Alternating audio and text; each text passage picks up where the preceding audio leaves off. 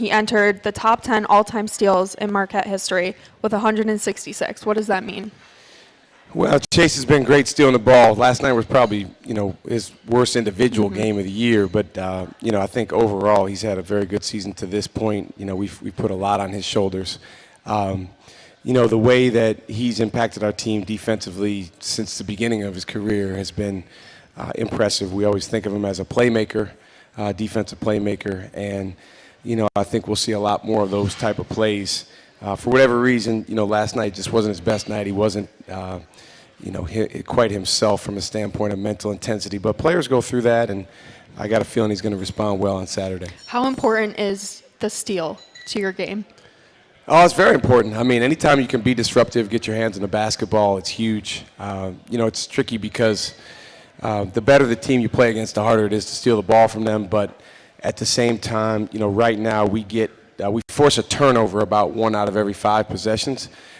So that's really good. But then you got to make sure you're doing that against everybody, not just against certain teams. So that still leaves 80% of the possessions, even if we do that, where you got to make a miss and you got to get the rebound, which is, certainly an area that hurt us last night, the rebounding side of it. But, Chase has been great over the years. I know Stevie's up high on that list as well. For anybody that missed it, Stevie played his first G League game the other night. Stevie was playing for the Rio Grande Valley Vipers, which is the Houston Rockets G League game. And then Tyler Kolek was playing at the same time for the New York Knicks. I don't know if you guys saw those Tyler highlights, but it was awesome. So much fun to see. But, when Chase, I think he will definitely go down as one of the better defenders that we've had. And Dearius Owens also had a great game for you guys. He played 27 minutes, he had 15 points, 7 rebounds, and he had a huge impact on the game. Yeah, I mean, this is we call him D.O. or D-Mar. He's got a lot of nicknames. This is the D-Mar that we've been looking for and wanting. I think everyone that follows our team saw his potential at times last year as a freshman. Unfortunately, when the season ended last year, he had to have surgery. And it was a pretty serious surgery where he missed the entire spring, and then right around gift of time, so right around 4th of July, he was able to come back and start progressing back to live play. But it really wasn't until later in the summer that he was playing 5-on-5 basketball. So we missed a good stretch of time there. And, in the fall, he just wasn't quite himself from a consistency standpoint of what we thought he could be. And as you know, in our first, handful of games, he kind of got off to a slow start. But what he did last night in the game, was incredible from the standpoint of the energy he brought. I loved how the crowd reacted when he made that 3 in the first half. Because, our fans, they recognize energy. They recognize when a guy, comes to play. And, we've seen that in practice more and more, Sophia, these last couple of weeks, which has been a good sign. I told him before the game, man, we're going to give you some more opportunity. Sometimes these guys need runway, but it's hard. You can only put 5 guys in the game at one time. So you can't give everyone a ton of runway because you're also trying to win the game. But for him last night, that was easy to keep him in the game because he was playing so well. When guys are playing well and contributing, it's easy. It makes sense to keep them in the game for a long time. We have seen a lot of different rotations so far with the roster. How does somebody like Dearius stepping up, including him and incorporating him? Well, the way he stepped up last night, I mean, he immediately transformed the rotation and went into kind of the 5 that we wanted in the game for the majority of the game. Now, that was for last night. We had one of our starters was under the weather, so his minutes were a little bit down. Another guy didn't play. So, it was still factoring in a lot of different things and figuring out, exact rotations. To be honest with you, it's really about who's playing well. And then we for us, we evaluate 3 things. How are you impacting the team culturally, the way we act, interact, and respond? How are you impacting the team on the defensive end, getting stops? And then how are you impacting the team on the offensive end, creating Marquette baskets? Not necessarily scoring them yourself, but creating them. I was talking to one of our guys after practice today, and I said, on the ideal team, the ideal situation, you've got 5 or 6 guys that are it's unquestionable that those are your best guys culturally, defensively, and offensively. And this guy's a junior. And I said, your freshman year, we had that. You know, there was a group of guys. It was like it didn't matter which way you looked at it. Didn't matter what perspective. It was like, yeah, that's the 5 right there. I said, right now we don't necessarily have that, and so we have to continue to work through and figure out who can step forward in different areas. And until we have that, it's going to be maybe a lot of different rotations, a lot of different substitutions on different nights, depending on where guys are. You know, some guys playing more, some guys playing less. But I feel like when you had the same starting 5 for so long, now it opens up a lot of opportunities. Well, you know, I told the guys, Sophia, this summer, and sometimes I have to remind them of this because a lot of times you say something to the team and individual guys don't know you're actually talking to them too. You know, so when you're talking to the team, I'm also talking to you, the player. But, you know, I told the guys, I said, listen, we had a 3-year stretch where we had 8 starters in 3 years. I said, that's unheard of. You won't find another team in the country that had that type of continuity. I told the guy, and again, this was in our first meeting early June, I said, this year will not be like that. You know, there's going to be guys, you know, starting, then maybe other guys, I'll play them. And, you know, I don't know that I had a crystal ball, but I just kind of had a sense that might occur. And I also wanted to kind of reset for our guys the fact that starting is not just given to you. You know, it's not you know, an entitled position. You know, it just so happened that when Tyler Kolek got here, it was like, yeah, that guy's a starter. He's a starter as long as he does what he's doing for as long as he's in a Marquette uniform. Those guys are rare. You know, Oso got to that status. Cam got to that status. Stevie got to that status. But until you get to that point where it's like, yeah, night in and night out, like that's a guy we got to have in as much as possible. You know, I'd say we probably have one guy on our team, you know, like that now. We need to get to the point where it's 2, 3, 4, and more. But, you know, I think with each one of these opportunities you saw, what you saw from Dearius last night, it's a chance for a guy to step forward and prove it. And then can you do it again, you know, in maybe different circumstances? We go on the road next time. So can you do it on the road? Can you do it against a different opponent, a different style of play? And that's what we're excited about seeing in a couple of days. And thinking about NJ, you know, he had to step up when Sean got injured, and he was cemented kind of into that starting position. Just kind of shows how much you guys are changing things up, and you never know what's going to happen. Yeah, and again, I wouldn't say cemented, but right. but he definitely has earned that. You know, as of now, with the way he's played, he's been great. And listen, NJ is probably you know, tied with a couple other guys on our team with caring as much about winning and about basketball and about his teammates and coaches as anyone. I mean, he eats, sleeps, and breathes this. And you can tell when you're around him, there's an infectious energy. And he really, really, really wants to impact the team in a winning way. He's a freshman, so he's, you know, drinking through a fire hose right now. But, man, I'm excited about where he's headed and the improvement that he's going to continue to make. Of course, he has a lot of potential. With classes being finished now, what does this kind of winter break period look like for you guys?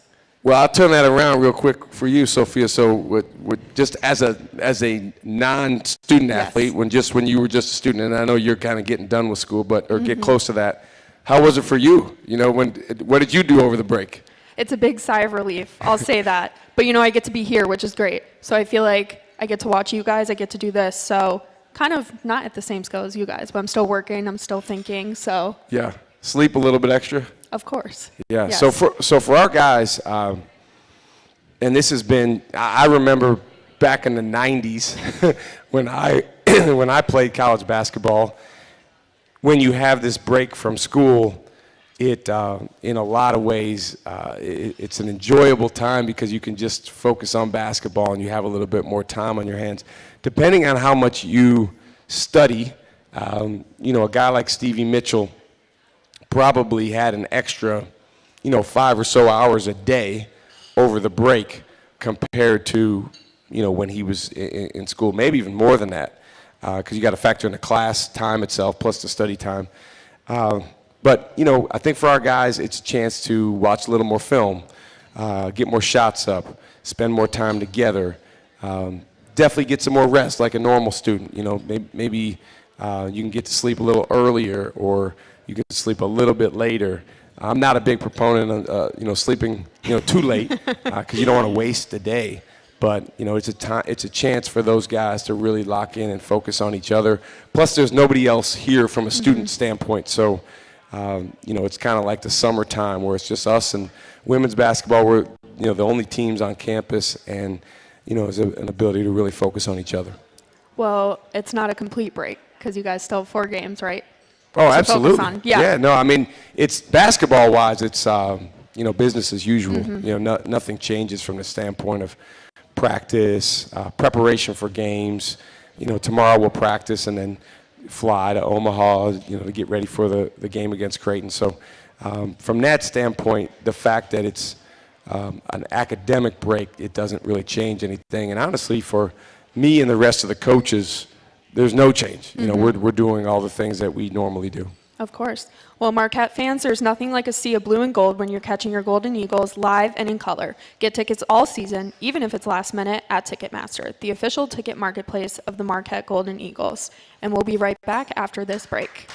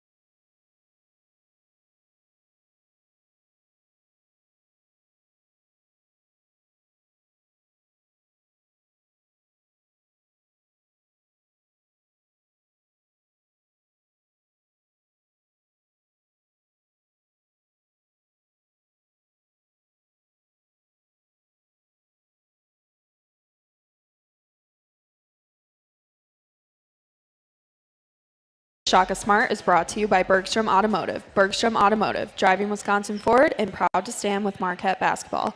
Well, you said when they walked in, the 14 feet, they're here. 14 feet. Yeah, that's the nickname I gave to the room in Humphrey Hall that houses Josh Clark and Sheek Pearson. We're very excited to have them here at the show tonight. And let's talk a little bit about them. I want to talk about Josh. Interesting to me, he had a really fast recruitment. which is unusual for you guys. You like to build right? Unusual. Yeah. To say the least. I would say his and Creighton were outliers compared to everyone else on our team. Yeah, so Josh, in May of, 2024, I was getting ready to take my daughter to soccer practice on a Saturday, and I just so happened to look at my email because it was about 15 minutes till we were about to leave. And there was an email that was what's called a scouting service. So you get these scouting services, and I don't always read them, but this one was from a guy that I respect and know and think he does a good job evaluating. So I opened it up and I'm reading, and most of the time the scouting services you read about younger players, not guys that are seniors. And I remember it was like May 7th or 8th, so it was very late in the year. And Josh Clark, it's a Josh Clark, Houston, Texas, and 7'1". And then the evaluation, it started as, I initially noticed him in the airport. that was the first line, which if you see Josh in the airport, you definitely notice him. And so I called the guy who did the scouting service, and he said, you should check him out. He's actually playing this weekend in the Nike AAU event, even though he was a senior. Most of the time, seniors don't play. They're done with AAU. But he was a senior, but he was unsigned. So he wasn't going anywhere yet. So he was playing with a team called Live On. And so I turned on my computer, and I checked him out. Ended up later in the day watching a full game. It happened to be the very best game that he played the whole spring. So I don't know if that was serendipitous or, good fortune or whatever it may be. And he was playing against, actually, Jarrell McNeil was coaching the other team, Mean Streets, out of Chicago. And Josh had 14 points, 6 or 7 rebounds, 4 or 5 blocks, and, just saw some potential there. And so from there, we called his high school coach. I had actually coached another player when I was at Texas that his high school coach coached. And he said something really strange to me. He said, I'll tell you, he cannot function in your practice right now, but if you took him and you invested in him over time, he could be a really, really important piece for you and good player in your program. I never heard him say, he couldn't even practice for you right now. But it was just intriguing because of how tall he is and long he is, and we're big on development. So we actually brought him up on a visit, and we really liked who he was as a person, his family, his mom, his dad, and guys spent some time with him. And sometimes it's a leap of faith, especially when the recruitment is that quick. And in a matter of weeks, he was on campus. And you said the investment. How has the investment paid off?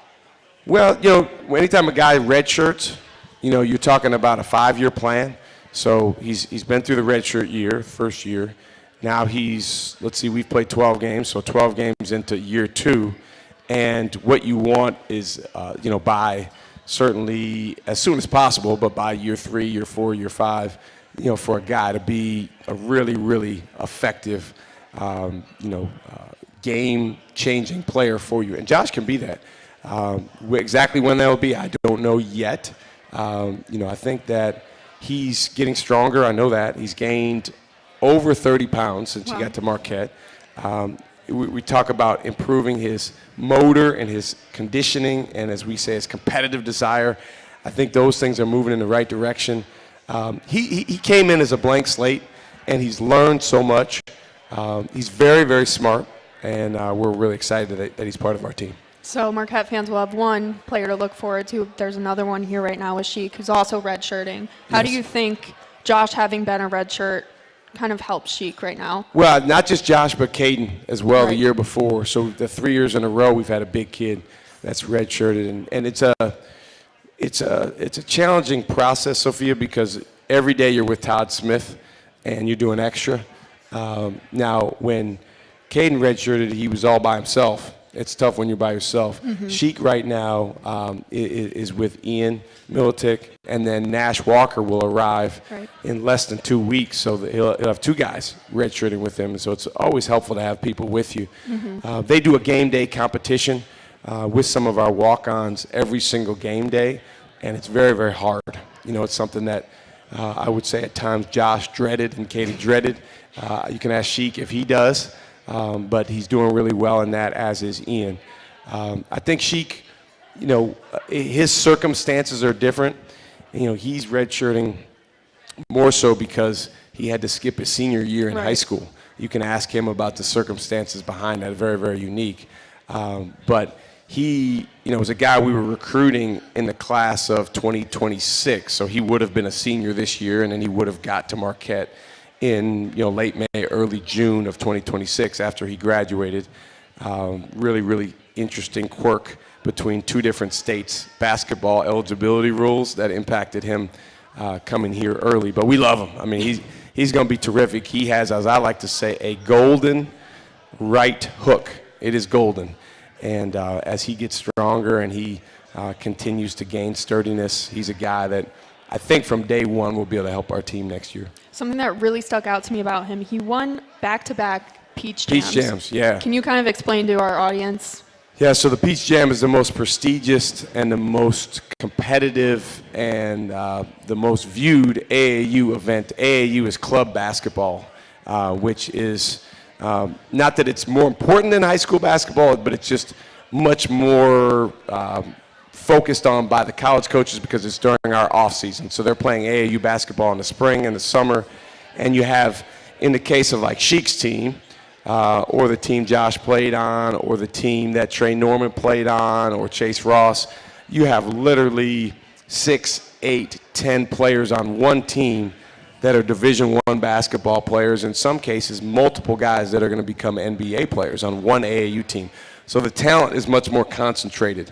And Chic Pearson, as part of what's called BBE, Brad Beal Elite, which is an AAU team out of St. Louis, sponsored by Brad Beal, won the Peach Jam last summer, 2024, and this past summer, 2025, which is a really, really impressive thing to do with his team. It says a lot about his winning qualities. Of course. Now, I want to kind of focus on Marquette basketball in the NBA.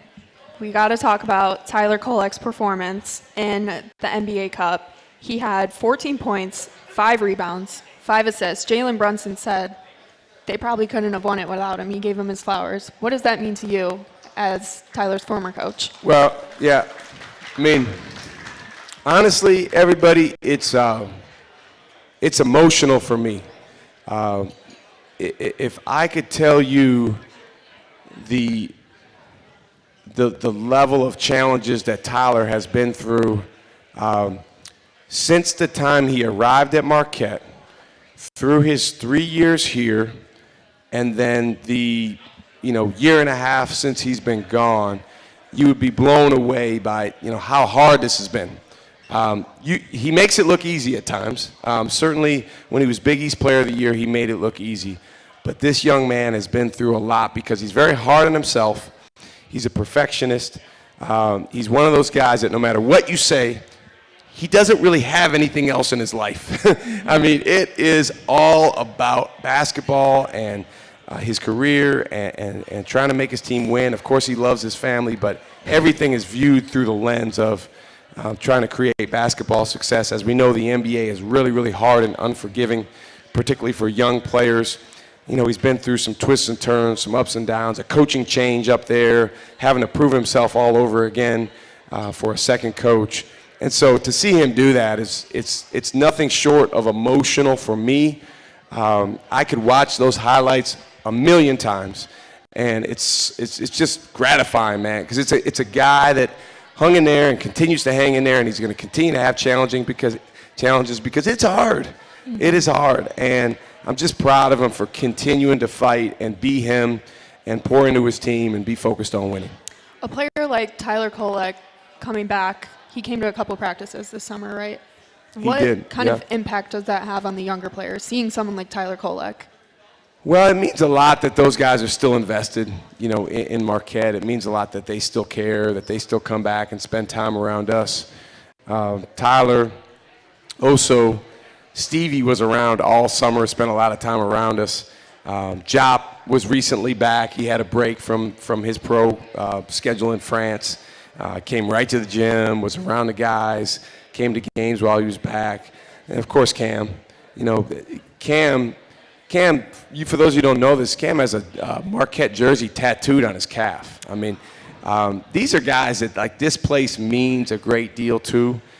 So when they can come back and be around the guys, it means a lot. They know certain things now that our current players are going to learn over time. And so anytime that they can share that knowledge is very powerful. And we are going to hear from the 14 feet after this break. Thank you so much, Coach. You got it. Step into Harley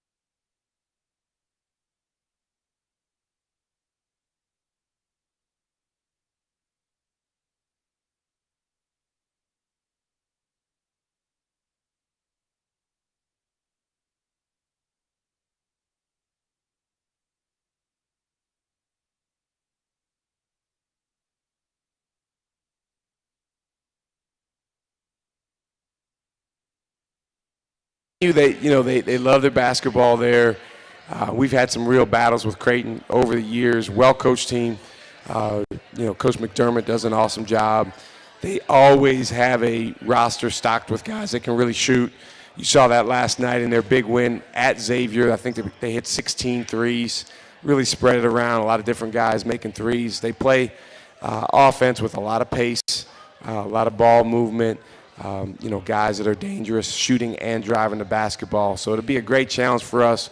Our guys are excited about going on the road and, getting a chance to take on this challenge in Omaha. Absolutely. What other things does a Greg McDermott coach team present when you face them?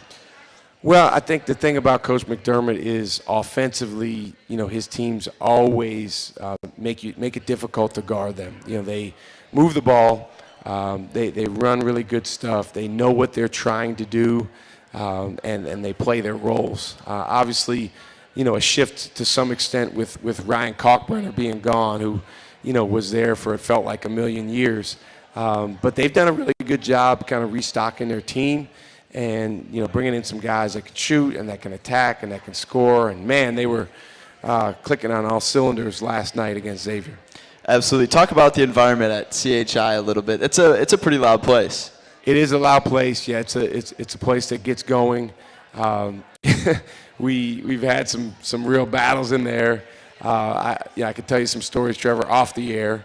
Some things we can't say on the air. But, I think the thing it has in common with most of the venues in the Big East is there's a desperation for supporting the team to go after winning that all those fans have. And, I think that, when you go in there as an opposing team, you can feel that. And, if you're really, really tuned in and plugged in, you try to use that energy, to get you going. But certainly they do a great job supporting their team. And then what do you guys need to do to get back on track and pick up a big conference win on the road this weekend? Well, I think for us, it starts on the defensive end, making sure that we play with more cohesion on the defensive end, 5 guys connected as one, helping each other. In fact, we were just talking over at one of the tables about pick and roll defense. A couple of the fans were giving me some pointers on guarding the pick and roll, and I'll definitely take it. I think for us, making sure that we're on one accord in terms of our guys flying around and supporting each other, getting our hands on the basketball is really, really important. Making sure that we are as disruptive as we possibly can be, because with these teams that we play, if you allow them to run their offense with time, space, and comfort, then you're in for a long night. You got to have some disruption to you. Absolutely. Well, Coach, thank you as always for coming on and joining us on Marquette Thursdays. Again, the Golden Eagles on the road Saturday against Creighton. With that being said, Marquette fans, Buffalo Wild Wings is the official viewing party location for Marquette road games this season. Check out the Golden Eagles watch party schedule at gomarquette.com/BWW. The next watch party is this Saturday, December 20th at the West Allis Buffalo Wild Wings. Marquette takes on Creighton at 7:30 p.m. Let's go Sports Bar. We'll be back to wrap things up here from Marquette Thursdays when we get back from the break. Hey, Golden Eagles fans, Buffalo Wild